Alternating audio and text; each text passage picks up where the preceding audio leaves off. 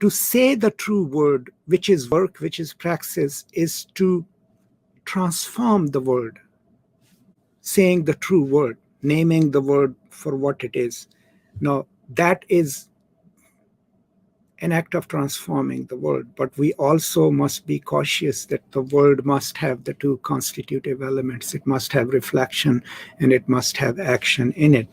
But what we also must not do is think that only certain people have the power to utter words, right?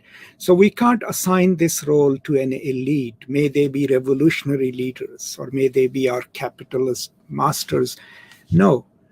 The basic assumption is that every single person came to this world as a speaking subject and has the right to say things about the world. So we must acknowledge that everyone is an active participant in this transformation of the world. You cannot have a hierarchy, may it be socialist or conservative. There cannot be one person or a group of people telling everyone else what to do. No. Everyone must be a participant in this act of naming the word and speaking the word. No one can say a true word alone, nor can she say it for another. That is also an important thing, is that no one should, of course, think that they alone can change the world and they have the vocabulary for it, but also they must not speak for others. They must not say, I'm here to speak for the indigenous people. I'm a middle class guy, right?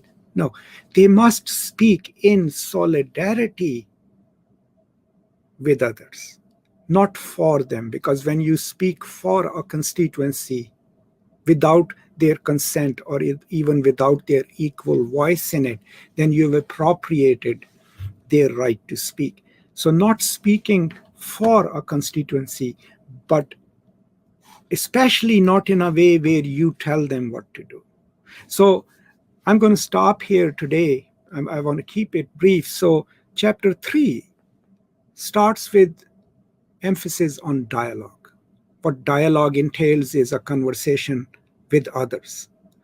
For that, we use words. The word has two constitutive elements, work and reflection, which makes it praxis. If you rob reflection out of it, it becomes mere activism with no substance, activism for activism's sake, right? If you take action out of it, it becomes empty verbalism, right?